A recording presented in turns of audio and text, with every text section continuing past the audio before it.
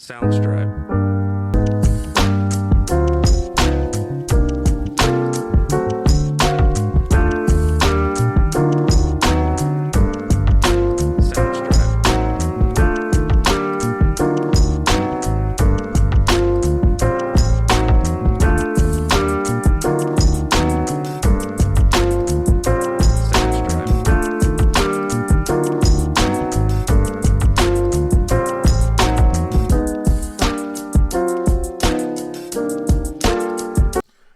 Good morning to you. Good morning to you. Good morning, dear Iowa. Good morning to you. This is James Stordahl, and I am also hashtag Jim the Bus Driver. I am also hashtag Bipolar Dad. I have been bipolar 2 all my life, and I'm looking at 80 years old coming up. And so I decided I got to get busy with a podcast about mental health. Talking about mental health, talking to people that have depression issues, anxiety issues, bipolar disorder. I'm one of 6 million Americans that have bipolar disorder. My youngest daughter is bipolar 1. That is a full-time job. Mine is bipolar 2. It has made me change jobs. I have had 68 jobs in my lifetime. I retired due to clinical depression in 2008, and I've got about a dozen part-time gigs going, and it's been a great change in my life because there's no outward pressure. I'm retired, so that means I get a pension, and I'm retired from the Army, so I get a pension, and that helps. But I still need an outlet, and here we go. Here's my outlet, my podcast, Bipolar Dad. I also do a podcast under Bus Biz because I had 12 years of driving a school bus, and there was a lot of fun stories and interesting stories that came up during my dozen years with the bus business. So you can look under Bipolar Dad or Bus Biz and find some stuff. Today's health story is about how bipolar disorder raises your risk of other mental health conditions. And I am reading from a article about mental health conditions. It's written by Michelle Pugel, P-U-G-L-E. Michelle Pugel. And this has all been medically reviewed by Dr. Lee S. Cohen. If you're being treated for bipolar disorder but still have persistent, unexplained mental health symptoms, you're certainly not alone. It's not uncommon for persistent symptoms to signal one or more additional undiagnosed mental health conditions. Research indicates that about 65% of people with bipolar disorder have at least one other psychiatric condition. Well, experts aren't entirely sure why bipolar disorder occurs alongside other mental health conditions. Research indicates that genetics and childhood trauma likely play a role. Unfortunately, being told you have multiple mental health conditions called comorbid or co-occurring conditions can also result from misdiagnosis, since other conditions often share symptoms with bipolar disorder, such as changes in mood, changes in energy, and changes in activity levels. Nonetheless, if you have bipolar disorder, learning about related conditions may be helpful for improving your overall well-being. That's because having an untreated, co-occurring psychological condition can worsen your bipolar symptoms, making it harder to function day to day. According to Howard Weeks, an MD, a psychiatrist at the University of Utah Health in Salt Lake City. Here are 4 mental health conditions that research says frequently co-occur with bipolar disorder. Number 1, anxiety disorders. Anxiety disorders are a group of mental health conditions characterized by disproportionate fear or worry that affects your ability to function normally.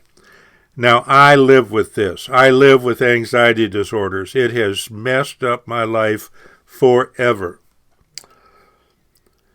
They're the most common mental health condition, affecting 30% of adults at some point in their lives. Anxiety disorders include generalized anxiety disorder. That's what I have. Social anxiety disorder, and panic disorder, among others. Symptoms include the following: continual, often intense feelings of worry that interfere with day-to-day activities. Difficulty concentrating. Holy cow. All my life. Difficulty concentrating. Increased heart rate or palpitations, nausea, shaking or trembling, upset stomach. It's very common for people with bipolar disorder to have an anxiety disorder too. One research review found that about 40% of people with bipolar disorder also have an anxiety disorder at some point during their life. Anxiety disorders that occur alongside bipolar disorder can complicate the course and treatment of both conditions. For instance, when someone with bipolar disorder has a manic or depressive episode, it can worsen their anxiety. And the reverse is true. Some symptoms of anxiety, such as difficulty sleeping, could trigger or deepen bipolar, manic, and depressive symptoms. I have a lifelong struggle with insomnia. Number 2, substance use disorders. A substance use disorder is a complex condition that is defined by the unrestrained use of drugs or alcohol in spite of adverse consequences. The symptoms include the following: cravings or a strong desire to use drugs or alcohol, a wish to cut down or quit use of drugs or alcohol, or past failed efforts to do so, unmet responsibilities at school, work, or home due to substance use, less time spent doing things you normally do for work, at home, for leisure, or for socializing, consumption of substances in unsafe circumstances or places, persistent use despite adverse effects, an increased tolerance to the substances you use requiring larger amounts. It's estimated that at least 40% of people with bipolar disorder will develop at some time in their lifetime. There are several reasons that the co-occurrence of these disorders is so common, In some cases, people turn to substances to self-medicate their bipolar symptoms, and then over time, their substance use evolves into a disorder. According to research, other substances, in one way, some people cope with mood episode-related symptoms using alcohol or substances to ease depression or enhance the high of mania is an example. Borderline personality disorder. Number 3. BPD. BPD is a mental health condition marked by difficulty regulating emotions, impulsive behaviors, and dysfunction in relationships. How many relationships have you had? I went well over 30, and I thought it was just part of normal. I had dysfunction from like age 15 to age 28. Big dysfunction in relationships. BPD is often confused with bipolar disorder by medical professionals, largely because their symptoms often overlap. These symptoms include the following: difficulty regulating emotions, fear of abandonment. That's been another big label for me, a fear of abandonment. It's because I've left in the back of the car all the time when Dad went into the Legion Club.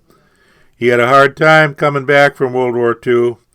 He'd take us and say we're going to go do something while we sat in the back seat of the car for about 4 hours while he went drinking in the Legion Club. Triggered my fear of abandonment. Inability to maintain stable relationships. A distorted sense of self-identity, which is usually over-negative. Drastic mood changes that can last a few hours or a few days. Impulsive or risky behaviors, including excessive spending or substance use. Feeling worthless. Intense anger. Well, it's possible for someone to have both bipolar disorder and BPD, sometimes referred to as border polar. Misdiagnosis can happen. One research review found that as many as 40% of people who had BPD were initially misdiagnosed with bipolar disorder. Approximately 10% of people with bipolar 1 and 20% of people with bipolar 2 also have BPD. Number 4, here's the big one, attention deficit hyperactivity disorder, ADHD. It's a neurological development disorder characterized by difficulty focusing, hyperactivity, and impulsive behavior. Used to be considered a kid's problem. Young kids, ADD, then it led to ADHD, abuse of Ritalin, whatever, and now it's really come around to an adult diagnosis. Difficulty focusing, hyperactivity, and impulsive behavior. Common symptoms include the following: difficulty focusing, staying organized, and completing tasks. That's why I had so many jobs. Making seemingly careless mistakes. Forgetfulness. Easily distracted. Inability to finish tasks. Seeming distracted or in a daydream when engaged in conversation. Constant movement or significant feelings of restlessness. Excessive talking or interrupting others. Fidgeting or feeling unable to sit still. Impatience. Making impulsive decisions without considering the consequences first. As many as 17% of adults with bipolar disorder will also be diagnosed with ADHD during their lifetime. Bingo, that's me. Right around the age of 70, I got both diagnosed. Having ADHD, along with bipolar disorder, is connected to lower levels of function and worse bipolar illness, specifically to a higher number of rapid cycling episodes. I like to keep my podcasts in the 15-minute area, so that's my story for this episode. I am Bipolar Dad. I am at a website, www.jamesstoredall.com. You can find me anywhere online. Hashtag Jim the Bus Driver. Check out my YouTube channel at Jim the Bus Driver. And if you need a public speaker, if you'd like to have me come and chat with your crowd, bring some examples, talk about the mental health crisis we have in our country today, is developing, you can get online at The Bash, TheBash, The Bash, and look for Jim Storedall, motivational speaker. I'll be happy to come and chat with you. Until next time, bye-bye.